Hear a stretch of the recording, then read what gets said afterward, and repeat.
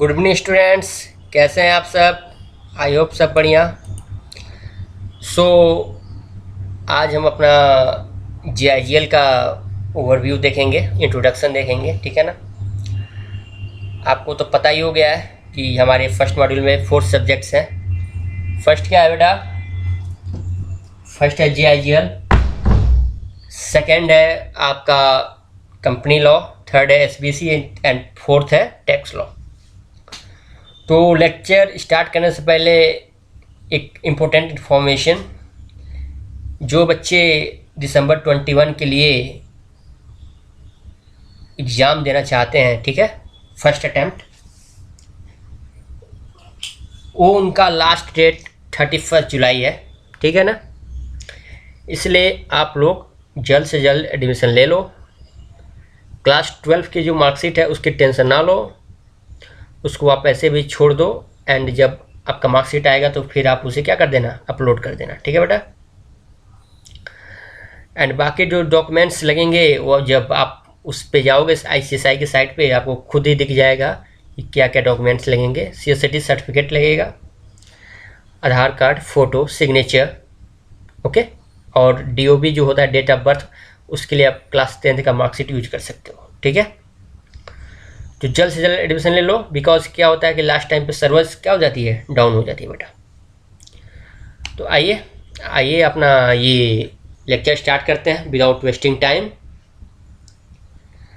और first of all इस lecture को लास्ट तक देखना है बेटा, ठीक है, जिससे चीज़ें क्या हो, समझ में आए, ओके। फ्रेंड के साथ भी शेयर कर देना, जो भी ग्रुप्स हो, फ्रेंड जोन हो, ठीक है। तो बेटा जैसे हमारे अदर सब्जेक्ट्स हैं, जैसे कंपनी लॉ हो गया, SPC हो गया, टैक्स लॉ हो गया, तो उसमें क्या था कि मार्क्स क्या थे, डिवाइड थे, कि इस सेक्शन से इतने मार्क्स के क्वेश्चन आएंगे, इस सेक्शन से इतने मार्क्स के क्वेश्चन आएंगे। अगर आपको ये समझना है कि किस सेक्शन से कितने मार्क्स के क्वेश्चन आएंगे, उसके लिए हमने ऑलरेडी वीडियो बना रखा है। आपको हमारे चैनल पे जाना है, प्लेलिस्ट में जाना है, CS एग्जीक्यूटिव वाले में, वहाँ पे आपको मिल जाएगा, आपको समझ में आ जाएगा कि किस चैप्टर से कितने मार्क्स के क्वेश्चन आएंगे, ठीक है ना। सारे 4 सब्जेक्ट्स का मैंने वहाँ पे कवर किया है, ओके। लेकिन ये जो हमारा GIGL है, इसमें ये जो हमारा GIGL है, इसमें कोई भी पार्ट डिवाइड नहीं है, टोटल पेपर ही आपका 100 मार्क्स का आएगा, ठीक है ना बेटा। इसलिए आपको इस पूरे सब्जेक्ट को पढ़ना पड़ेगा, ईच एंड एवरी चैप्टर। इसमें कोई मार्क्स डिवाइड नहीं आएगा, टोटल पेपर ही 100 नंबर्स का आएगा, ठीक है ना। इसमें सेक्शन बांटे नहीं गए हैं। तो आज हम इसका लेसन राउंड अप देख रहे हैं, क्योंकि फर्स्ट इसका जो चैप्टर है वो है सोर्स ऑफ लॉ। तो इट्स नॉट इम्पोर्टेंट पार्ट, हाँ थोड़े से ओवरव्यू हम आज यहाँ देख ले रहे हैं। बाकी इसका अलग से एक और लेक्चर अपलोड हो जाएगा रेगुलर क्लास में, एंड इसका PDF मिल जाएगा, तो आप उतना पढ़ लोगे तो ये सोर्स ऑफ लॉ आपका कंप्लीट हो जाएगा। तो इसलिए आज हम यहाँ इसका लेसन राउंड अप देखेंगे। देखिए, चूँकि हमारा ये सब्जेक्ट है GIGL का फुल फॉर्म क्या होता है बेटा? Jurisprudence interpretation general loss, okay. तो जुरिस्प्रूडेंस मीन्स होता है बेटा, जैसे ज्यूरिस मीन्स होता है आपका लॉ, एविडेंस मीन्स होता है नॉलेज, जनरल मीन्स सामान्य, लॉ मीन्स कानून, ठीक है ना, समझ गए। जुरिस्प्रूडेंस में JURIS जो है उसका मीन्स होता है क्या, लॉ, एविडेंस मीन्स होता है नॉलेज, इंटरप्रिटेशन मीन्स होता है किसी भी चीज़ को एक्सप्लेन करना, जनरल मीन्स सामान्य, एंड लॉ मीन्स कानून। हो गया, क्लियर हो गई चीज़ें आपकी। अच्छा, अब बात कर लेते हैं। Law is not static curriculum and condition society change law और also change into fit requirement society. कहने का मतलब ये है कि कोई भी सोसाइटी या समाज या कंट्री के अपने खुद के लॉज होते हैं, ठीक है ना। और लॉ होते ही हैं चेंज करने के लिए, लॉ बनाए जाते हैं चेंज करने के लिए, और जो लॉ में अमेंडमेंट्स आते हैं, जो चेंजेस आते हैं, उसे हमें क्या करना पड़ता है, फॉलो करना पड़ता है पूरे सोसाइटी को। या सोसाइटी मतलब आप यहाँ समझ जाइए पूरे कंट्री की बात की जा रही है, ठीक है ना। अब देखिए, for the purpose of clarity and better understanding of the nature and meaning of law, definition of law can classify into 5 broad classes। चूँकि लॉ क्या है, बहुत बिग है, वास्ट है, इसलिए उसको समझने के लिए उसे 5 क्लासेस में क्या किया गया है, डिवाइड किया गया है। फर्स्ट है नेचुरल, सेकंड है पॉजिटिविटी, थर्ड है हिस्टोरिकल, फोर्थ है सोशियोलॉजिकल एंड फिफ्थ है रियलिस्टिक, ठीक है ना। नेचुरल में क्या होता है, प्राकृतिक, पॉजिटिविटी में क्या होता है, सकारात्मक, हिस्टोरिकल में ऐतिहासिक, सोशल में सामाजिक, रियलिस्टिक में क्या होगा, वो कानून जिसे मतलब बनाया गया हो उस रियलिस्टिक रूप से किसी बंदे पे, किसी इंडिविजुअल पे, किसी भी सोसाइटी पे क्या हो, लागू हो, ठीक है ना। ओके, अब बात करते हैं अब 2-3 चीज़ें आप लोग को यहाँ पे याद करना जरूरी है, यहाँ से नोट डाउन कर देना। Law is not a static curriculum, condition society change, law और also change into the fit requirements of the society. Law को ऐसा नहीं है कि चेंज नहीं किया जा सकता, चेंज किया जा सकता है एज पर सोसाइटी रूल्स। जैसे मान लीजिए हमारे देश में दंगे हो गए, या फिर हमारे देश में बाढ़ आ गया, सूखा पड़ गया, कोई ऐसी भी परेशानियां आ गई, ठीक है, या फिर कोई गॉड क्राइसिस हो गया, या फिर गॉड एक्ट हो गया, कुछ भी ऐसी प्रॉब्लम्स आ गई देश पे या फिर हमारे समाज पे, सोसाइटीज़ पे, तो ऐसा नहीं है कि हम लॉ जो बना दिए उसको चेंज नहीं कर सकते हैं, ठीक है ना। वो पत्थर के लेके नहीं हो गई है, हमें उसको चेंज करना पड़ सकता है। लॉ बना है सोसाइटी के लिए, सोसाइटी लॉ के लिए नहीं बना है, ठीक है ना। इसलिए वो लॉ ही बेटर माना जाएगा जिससे कि आम मनुष्य जो है, आम मनुष्य है, आम जनता है, उसको कोई परेशानी का सामना ना करना पड़े। इसलिए कहा गया है, ऐसा नहीं है कि लॉ सोसाइटी को चेंज कर देता है, लॉ को भी चेंज करना पड़ेगा अगर सोसाइटी की जैसी रिक्वायरमेंट आएगी, ठीक है ना। क्योंकि फर्स्ट थिंग याद रखना चाहिए, ह्यूमन लिव जो होता है, मनुष्य का जो जीवन होता है, उससे बढ़कर दुनिया में कोई लॉ नहीं है, ठीक है ना। चूँकि लॉ जो हमारा है बहुत वास्ट है, तो उसलिए उसको 5 क्लास में डिवाइड कर दिया। फर्स्ट नेचुरल किया, सेकंड पॉजिटिव किया, थर्ड हिस्टोरिकल, फोर्थ किया सोशियोलॉजिकल एंड फिफ्थ किया रियलिस्टिक। ओके, अब देखिए, the modern Indian law as administrate the court derive from the various source and the sources fall of under the following 2 heads. चूँकि जो हमारा modern law है यानी आधुनिक लॉ है, एक होता है ओल्ड लॉ, एक होता है मॉडर्न लॉ। चूँकि जो अभी चल रहा है वो हमारा मॉडर्न लॉ होगा, ठीक है ना। उसको मुख्य रूप से 2 हेड में डिवाइड किया गया है। फर्स्ट है ए, इसमें क्या है, principal sources of Indian law, customs और कस्टमरी लॉ, जुडिशियल डिसीजन और precedent situations and legislations, personal law, Hindu and Mohammad law etc। अब समझो, principal sources of Indian law, principal sources of Indian law कहने का मतलब ये है, जो एक्ट्स बनते हैं, ठीक है ना, जो एक्ट्स, कानून, लॉ बनते हैं, जो मुख्य रूप से हमारे मेन लॉ होते हैं, उसको हम पर्सनल लॉ में क्या करते हैं, फॉलो करते हैं, यानी उसको उसमें क्या किया जाता है, फॉलो किया जाता है।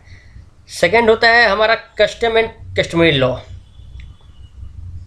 जैसे मान लो ये उन चीज़ों पर लागू होता है, जैसे कुछ चीज़ें क्या होती हैं, कस्टम्स, जैसे आपने सुना होगा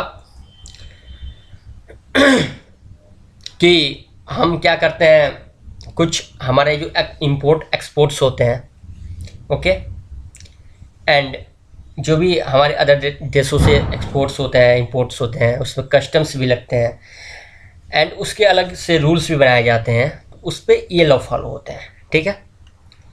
जुडिशियल डिसीजन प्रेसिडेंट, इसका मतलब ये होता है कि जैसे मान लो किसी अपराधी को सज़ा देनी हो, सज़ा सुनानी हो, उस से रिलेटेड जो भी डिसीजंस आते हैं जुडिशियल लॉ के अंतर्गत आते हैं। ये स्टैट्यूट लेजिस्लेशंस की बात हो रही है तो यहाँ पे ये आ जाता है बेटा कि जैसे स्टेट लेवल पे, जैसे हमारे कोर्ट 3 प्रकार के होता है ना, सुप्रीम कोर्ट, हाई कोर्ट, एक सिविल कोर्ट। तो सिविल कोर्ट एंड स्टेट यानी हाई कोर्ट पे जो भी फैसले जाते हैं वो इस लेजिस्लेशन के अंदर आते हैं। एक है personal law, Hindu and Mohammad law etc। ये जो लॉ होता है बेटा, ये बिल्कुल जो हमारे धर्म आजकल चलते हैं, धर्म चल क्या रहे हैं, जो हमारे धर्म है, एक हो गया हमारा हिंदू धर्म हो गया, एक मोहम्मद हो गया, ऐसे करते सिख हैं, ईसाई हैं, इनका एक अलग से लॉ बनाया गया है कि आपको अपने धर्म में ये लॉ फॉलो करने हैं। अगर फिर भी कोई उसका क्या करता है, गलत उपयोग करता है, तो उसको क्या होती है, सजा होती है। ठीक है ना बेटा। तो फर्स्ट हेड में कितने थे, 1 2 3 4 5 principal, source of law, customs, judicial, legislations and personal. Okay. B है बेटा secondary source of Indian law. ये secondary source of Indian law होता है। कहने का मतलब ये हुआ कि किसी भी, अगर मान लो किसी अपराधी है कि या कोई भी सज़ा सुनानी हो, सेकेंडरी सोर्स उसके लिए क्या हो सकता है। जैसे उसको सज़ा मिली, फिर उसने अपील कर दिया, कहाँ, हाई कोर्ट ने उसे सज़ा दिया, फिर उसने सुप्रीम कोर्ट में अपील कर दिया। ठीक है। तो होता क्या है, उसके पास एक सेकेंडरी चांस होता है अपने बचाव में, अपने पक्ष में बोलने के लिए। ठीक है ना। इसलिए इस secondary source of Indian law को लाया गया। और एक और चीज़ ये होती है कि हमारे जो भी लॉ किए लिखे गए हैं, कहीं ना कहीं से कॉपी पेस्ट ही किया गया है। ठीक है ना। बहुत से कॉपी पेस्ट हुए हैं हमारे यूके से, कुछ यूएस से भी हुआ है। तो ऐसा नहीं है कि हमारी लॉ को खुद इंडिया के सारे लॉ इसमें इंक्लूड है।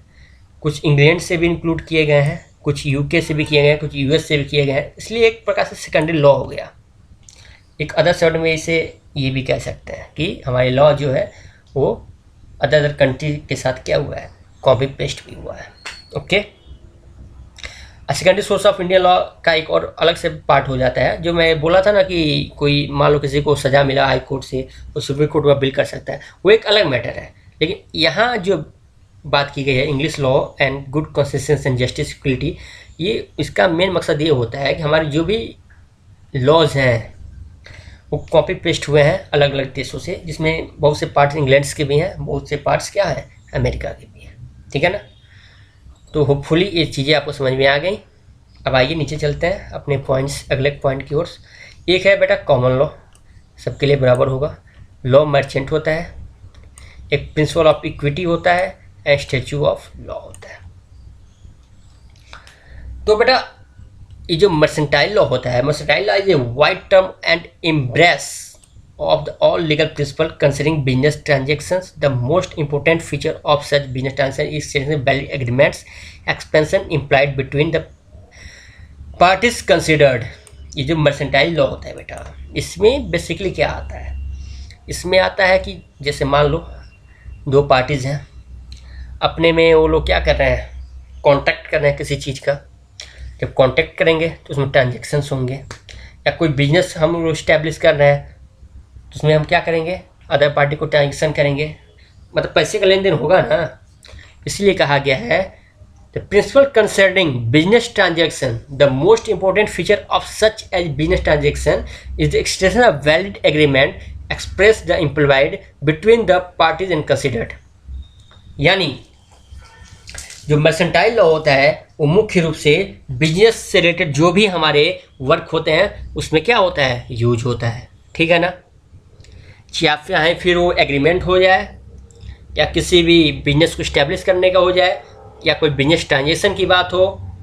इसलिए जो मर्सेंटाइल लॉ होता है एक प्रकार से क्या होता है, कॉन्ट्रैक्चुअल लॉ, कॉन्ट्रैक्चुअल लॉ इसे बोल सकते हैं, कॉन्ट्रैक्ट बेस पे। ठीक है ना। अब देखिए the main source of Indian mercantile law, English mercantile law act, Indian legislative, judicial decision, custom and trade uses. मैंने क्या बोला कि जो हमारा लॉ है अलग अलग देशों के साथ क्या किया गया है, कॉपी पेस्ट किया गया है।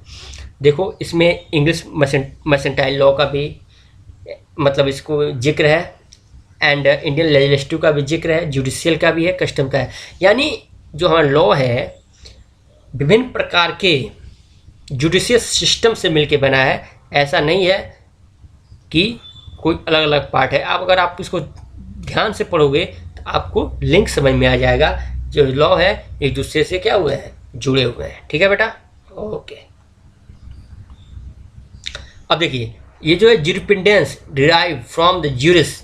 ज्यूरिस मीन्स होता है बेटा लॉ, ज्यूरिस मीन्स क्या होता है, लॉ। प्रूडेंस मीन्स होता है बेटा मीनिंग लॉलेस। मैंने आपको शुरू में बताया था ना, ज्यूरिस मीन्स होता है लॉ एंड प्रूडेंस मीन्स होता है बेटा नॉलेज। इसलिए jurisprudence is the study to the science of law, इसलिए ज्यूरिस्प्रूडेंस को साइंस ऑफ लॉ भी कहा जाता है। एक प्रकार से ज्यूरिस्प्रूडेंस हमारे लॉ का मेन सब्जेक्ट्स होता है, ठीक है ना। इसीलिए jurisprudence is the study of the science of law.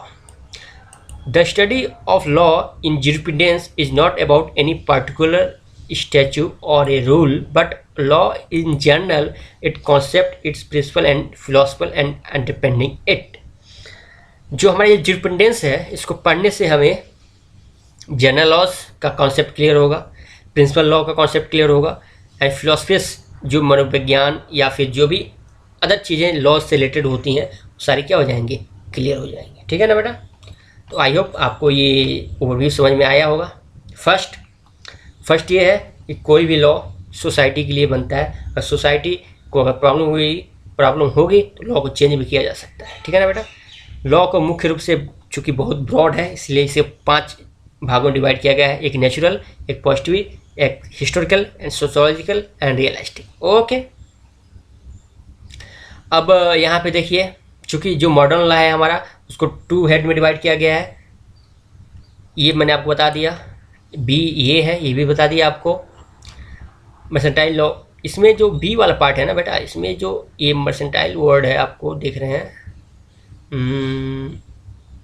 यहाँ पे इंग्लिश लॉ, इसमें जो लॉ मर्चेंट है ना इन मर्सेंटाइल, यही इंपॉर्टेंट है इसमें, बस आपको यही पढ़ना है मुख्य रूप से।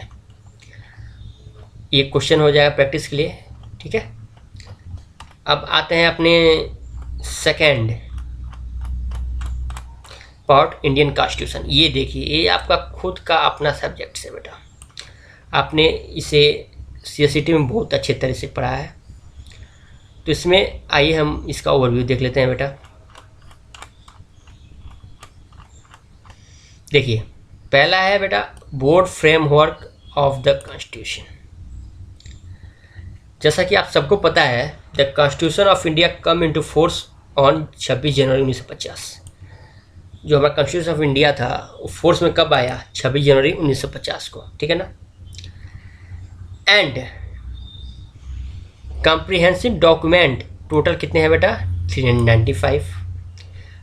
Article divide into 22 parts and schedules कितने हैं बेटा, 12 शेड्यूल्स। ओके, अब देखिए अब यहाँ बात कर लेते हैं बेटा प्रिंसिपल की। ठीक है ना। तो एक क्या है बेटा हमारा, ये डायरेक्टिव प्रिंसिपल है जो स्टेट पॉलिसी पे आता है। ऑल पब्लिक अथॉरिटी इसमें आ जाएंगी। एक होता है लेजिस्लेटिव, एक हुआ एडमिनिस्ट्रेटिव, एक होता है जुडिशियल, एक होता है डेवियर। यानी देखिए फर्स्ट हमारा लॉ जो कॉन्स्टिट्यूशन ऑफ इंडिया था वो आया 26 जनवरी 1950 को।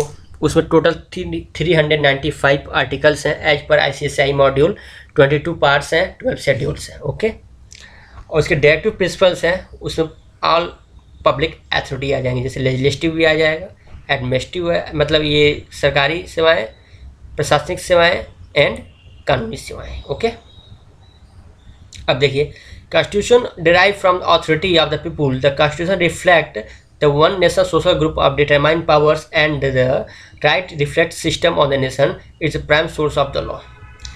यानी इस लॉ का मेन मकसद ये होना चाहिए कि हमारी कंट्री में सोशल, सामाजिक, राष्ट्रीय एंड किसी भी प्रकार का मनुष्य हो, कोई भी जीव हो, जंतु हो, सबके लिए क्या है लॉ एंड हमारा नेशन क्या है फर्स्ट है। ओके, सबको अधिकार है समान रूप से जीवन जीने का, सबको पावर है, सब अपने तरह से ज़िंदगी जी सकते हैं, क्योंकि ये क्या है, इंडिपेंडेंट कंट्री है। ओके, अब बात करते हैं बेटा प्रियम्बल की। प्रियम्बल आपने देखा होगा, तो जो the preamble to the constitution of India, it's a part of the constitution AIR 1973 SC 1961, इसके बीच में जो सेक्शन था इसके बीच में बना था। The main preamble of India क्या है बेटा, फर्स्ट है sovereign, second socialist, secular and democratic republic. ये आपको याद आ रहा है ना, CCT में आपने पढ़ा था। And all citizen justice, liberty, equality and fraternity, यानी ये हमारे मुख्य रूप से 4 प्रियम्बल हैं, सेरिगन, सोशलिस्ट, सेकुलर एंड डेमोक्रेटिक। इसके अंडर ये जो सिटीजन्स आते हैं, जिनको लॉ भी चाहिए, न्याय भी चाहिए, लिबर्टी भी चाहिए, इक्वलिटी भी चाहिए एंड फ्रेटर्निटी भी चाहिए, ठीक है ना। ये चारों चीज़ें मिलके क्या करती हैं, हमारे देश को मजबूत बनाती हैं, एकता को मजबूत बनाती हैं, ठीक है बेटा। अब देखो, ये तो बात कर ली गई, उसकी बात हो गई। अब देखो, तो constitution of India aims to secure its people justice, social, economic and political. जो हमारा कॉन्स्टिट्यूशन ऑफ इंडिया है उसका मेन एम क्या है कि जो इंसान है, जो लोग हैं, आम जनता है, उसे न्याय मिले, सामाजिक उसको मान्यता मिले, इकोनॉमिक उसे आर्थिक मदद मिले एंड पॉलिटिकल उसे राजनीतिक भी हेल्प हो, ठीक है ना। तो मतलब ये जो हमारा कॉन्स्टिट्यूशन ऑफ इंडिया है मुख्य रूप से समाज के चारों वर्गों पे क्या करता है, मतलब समाज के जो 4 वर्ग हो गए, एक तो सामाजिक हो गया, एक न्याय हो गया, एक इकोनॉमिक हो गया, एक पॉलिटिकल हो गया। मुख्य रूप से 4 वर्ग ही होते हैं ना बेटा। जस्टिस मीन्स कोर्ट हो गया, सोशल मीन्स सामाजिक हो गया, इकोनॉमिक्स मीन्स आर्थिक हो गया, पॉलिटिकल मीन्स राजनीतिक हो गया। ये 4 चीज़ें ही मिलकर हमारे देश को चला रहे हैं। ये कॉन्स्टिट्यूशन ऑफ इंडिया इन चारों पे क्या है, बेस्ट है, ठीक है ना। जो डायरेक्टिव प्रिंसिपल है बेटा, वो कॉन्स्टिट्यूशन के पार्ट 4 में क्या है, लिखा गया है। और जो डेमोक्रेटिक रिपब्लिक है बेटा, is the people for the people for the people. ये पीपुल के लिए ही बनाया गया है, पीपुल को ही इससे मदद मिलनी चाहिए। पीपुल को अगर कोई हार्म होता है, कोई परेशानी होती है, तो इसे चेंज किया जा सकता है। ओके, अब बात करते हैं इसके स्ट्रक्चर की। तो देखिए, आपने वो केस सुना हुआ है, द सुप्रीम कोर्ट का एक केस था, केशवानंद भारती वर्सेस स्टेट केरला। ये आपने वो CCT में बहुत बढ़िया से पढ़ा होगा, ठीक है ना। उसमें जो मेन फीचर्स की बात कर लेते हैं बेटा, ये डुअल गवर्नमेंट है, डिस्ट्रीब्यूशन ऑफ पावर है, सुप्रीमेसी ऑफ कॉन्स्टिट्यूशन है, रिटर्न कॉन्स्टिट्यूशन है एंड अमेंडमेंट कॉन्स्टिट्यूशन है। चूँकि हमारा कॉन्स्टिट्यूशन भी है ना बेटा, वो भी बहुत से देशों को कॉपी पेस्ट किया गया है, ठीक है ना। हमारे जो अम्बेडकर जी थे, उन्होंने अदर देशों के साथ भी इसको कॉपी पेस्ट किया हुआ है, कॉन्स्टिट्यूशन को भी, ठीक है। अब देखिए, in India there are government और different levels like union and state. India में 2 टाइप के डिफरेंट गवर्नमेंट का लेवल होता है, एक यूनियन होता है, एक स्टेट होता है, यानी कि राज्य सरकार होती है, एक केंद्र सरकार होती है। And powers to make the law have among the by way the various as per the 7th schedule. सारे जो भी हमारी गवर्नमेंट होती है उसको पावर होता है कि 7th शेड्यूल के अंदर अपने कोई भी कानून बना सकती है, ठीक है ना।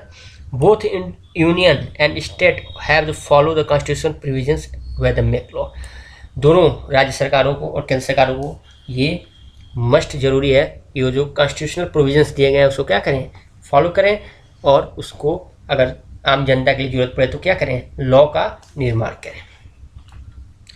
The judiciary is the independent with the regard is the judicial matter. Judiciary the test of validity. Independent Supreme Court decide the dispute between the union and state or state intercede. कहने मतलब ये है कि जो हमारा देश का supreme court है क्या है, सबसे महत्वपूर्ण न्यायपालिका है, ठीक है ना। अगर कोई मुद्दा राज्य सरकार या केंद्र सरकार से नहीं समझ पाता है या उससे सॉल्व नहीं हो पाता तो सुप्रीम कोर्ट में जाएगा। सुप्रीम कोर्ट क्या करेगा, केंद्र सरकार को अपना दिशा निर्देश देगा, उसके अनुसार उस मुद्दे को क्या किया जाएगा, सही किया जाएगा, ठीक है ना। सुप्रीम कोर्ट को क्या माना गया है, it's important part of our constitution India. देखिए, the constitution of India supreme is the amend is possible of following producer under explain under 3068 constitution itself. ये जो हमारा कॉन्स्टिट्यूशन ऑफ इंडिया है, इसे आप सबसे सुप्रीम है।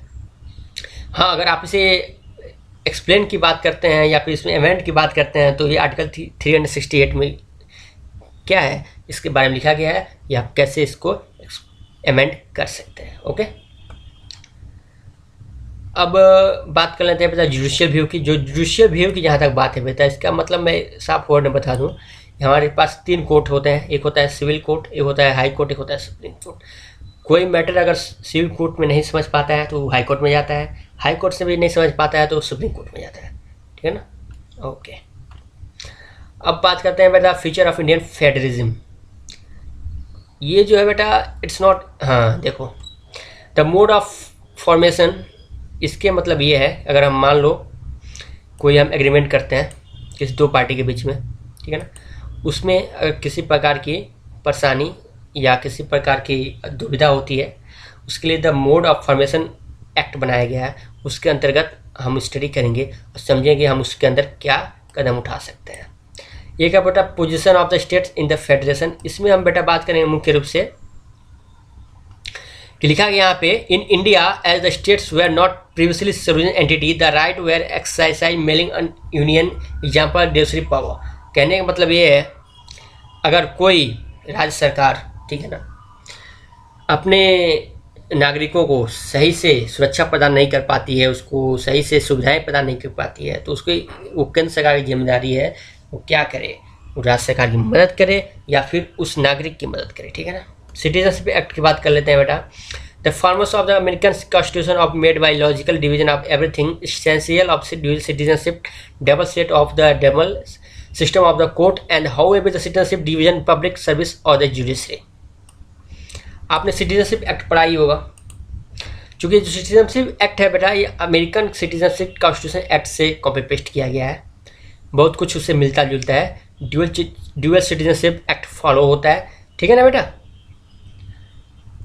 अब यहाँ पे जो बात कर रही है जुडिशरी पावर की, तो इसमें बेटा मुख्य से इन द अदर वर्ड्स, इसे हम कॉन्स्टिट्यूशन ऑफ इंडिया में क्या कहेंगे, इसे हम कहेंगे कि जो हमारा कॉन्स्टिट्यूशन ऑफ इंडिया होता है उसका मेन प्रिंसिपल क्या कहता है, वो यही कहता है कि नेशनल इंटरेस्ट, कोई भी आप लॉ बनाइए वो नेशनल इंटरेस्ट यानी राष्ट्र के हित में होना चाहिए, राष्ट्र से बढ़कर कोई भी लॉ नहीं है।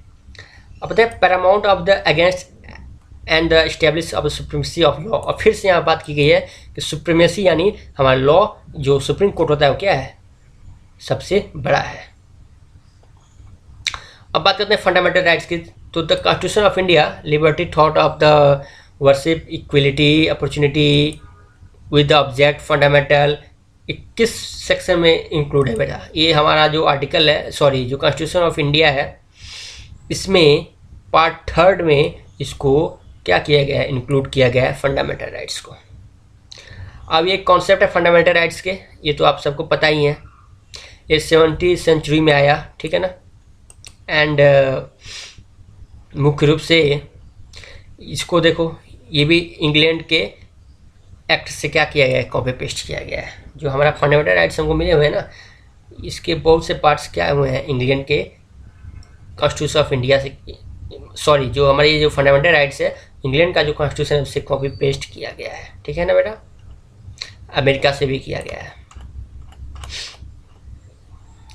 अब जाके ये इंडिया का कॉन्स्टिट्यूशन ऑफ फंडामेंटल राइट क्या हुआ है, प्रिपेयर्ड हुआ है, ठीक है ना बेटा। अब यहाँ बात कर लेते हैं, इससे आपको समझ में चीज़ें आएंगी आसानी से। राइट टू इक्वलिटी बेटा आर्टिकल 14 to 18 के बीच में आता है। Right to freedom article 90 to 22 के बीच में आता है। Right to constitutional remedies article 32 के अंदर आता है। Right against exploitation article 23 and 24 के अंदर आता है। Cultural and educational right article 29 to 30 के बीच में आता है। And right to freedom and religion article 25 to 28 के बीच में आता है, ठीक है ना। ये आप याद कर लेना, 1 2 3 4 5 6 हैं, ये 6 सेक्शन आप याद कर लेना कि किस आर्टिकल के अंदर में कौन सा एक्ट आता है, ठीक है बेटा। और ये इसका एक्सप्लेनेशन दिया गया है। ये जो है आर्टिकल 15, 16, 19, 30 ये ओनली सिटीजन्स के लिए है। आर्टिकल 14, 20, 21 ये 28 तक ये available at any person of the soil of India citizen और ओके।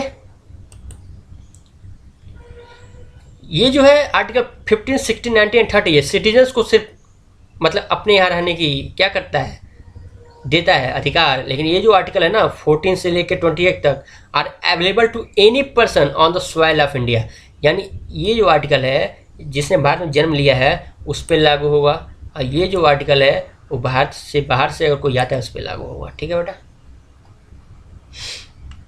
ये जो है द आर्टिकल 1570 और limited upon the legislative power, ये जो होता है बेटा आर्टिकल, ये डिपेंड करता है कि हमारी गवर्नमेंट कब इसका किस तरह से यूज करेगी, क्योंकि ये लेजिस्लेटिव पावर के अंतर्गत आता है। ठीक है बेटा। अब स्टेट की बात कर लेते हैं। तो देखो बेटा जो स्टेट है अंडर आर्टिकल 12 में आता है। ठीक है ना। स्टेट मीन्स होता है गवर्नमेंट, सरकार, ये अंडर आर्टिकल 12 में आती है हमें कॉन्स्टिट्यूशन ऑफ इंडिया के अनुसार। ठीक है ना बेटा। अब ये जो है डिटेल में दिया है, लेकिन हम इसको मतलब नहीं है कोई, इसका मेन मोटो यही होना चाहिए कि आपको ये पता होना चाहिए कि जो स्टेट है उसका डिफिनेशन क्या है और किस आर्टिकल के अंदर आता है। तो डिफिनेशन इसका स्टेट का ये हो जाएगा, with the few expectation the fundamental rights are available against the state and under article 12 के अंदर, ये 12 के अंदर ये स्टेट्स आता है। ठीक है ना। ये कोई फ़ायदा नहीं है, टाइम वेस्ट होगा पढ़ने से। ओके। अब ये फंडामेंटल राइट्स की बात की जा रही है बेटा यहाँ पे। तो आप सबको पता है आर्टिकल 31 हमारा एग्जिस्टिंग लॉ होता है। ठीक है ना। एंड आर्टिकल 13 सब सेक्शन 2 जो हमारा होता है फ्यूचर लॉ होता है। एंड डॉक्ट्रिन ऑफ सेबिलिटी या तो अपने वहाँ पढ़ा ही है, आर्टिकल 13 के अंदर डॉक्ट्रिन ऑफ सेबिलिटी आता है और इसको पार्ट 3 में क्या किया गया है, इंक्लूड किया गया है। ठीक है बेटा। डॉक्ट्रिन ऑफ इक्लिप्स ये भी आपने पढ़ा होगा, ये भी आर्टिकल 13 के अंतर्गत आता है। ठीक है बेटा। एंड यहाँ पे इसका मेन मकसद ये होता है कि अगर कोई लॉ अगर हम छुपा दिए या फिर किसी लॉ को हम डिस्ट्रॉय कर दिया, किसी लॉ को हमको हटाना है, तो डॉक्ट्रिन ऑफ इक्लिप्स में आता है। ठीक है ना बेटा। ओके। अब बस आज का ये ओवरव्यू यहीं पे हम समाप्त करते हैं। ये इक्वलिटी हो गया है, ये आपको पता ही है, मैंने ऊपर सेक्शन पढ़ाया था ना आपको, यहाँ पे दिखा रहा हूँ मैं आपको। हाँ, ये 1 2 3 4 5 6 सब, बस मतलब आपको ये सिर्फ ये 6 सेक्शंस पढ़ लेने हैं, उसका ये एक्सप्लेनेशन नीचे दिया गया है। तो उसका मतलब नहीं बनता नहीं है कोई याद करने का, क्योंकि मुख्य रूप से एग्जाम में यही पूछेगा कि कौन से आर्टिकल के अंदर कौन सा आता है। ठीक है ना। तो हमें नहीं लगता है कि इसका आर्टिकल्स को पढ़ने की जरूरत है, बस आपको सेक्शन मालूम होना चाहिए कि इस सेक्शन के अंतर्गत ये चीज़ें आती हैं। ठीक है ना। अब बाकी डिटेल की जहाँ तक बात है कैसे लिखा जाए किसी भी आंसर को, उसके लिए हमारी टेस्ट सीरीज होगी। ठीक है ना। टेस्ट एग्जाम होंगे, उसमें आपको डिटेल में बता दिया जाएगा कि किसी भी क्वेश्चन को कैसे सॉल्व किया जाता है। ओके बेटा। तो आज हम अपना ये चैप्टर यहाँ पे क्लोज करते हैं। आई होप आपको चीज़ें समझ में आई होंगी। एंड 31 तक लास्ट डेट है ICSI का, आप लोग एडमिशन ले लो। एंड हमारा भी 31 तक लास्ट डेट है दिसंबर 21 के लिए। आप लोग हमारे ग्रुप में ऐड हो जाओ। और हमारा जो SBC यानी सिटिंग बिजनेस एंटिटी का जो फर्स्ट लेक्चर है वो कल अपलोड होगा। ठीक है। So thank you so much, video last तक देखना। Thank you so much.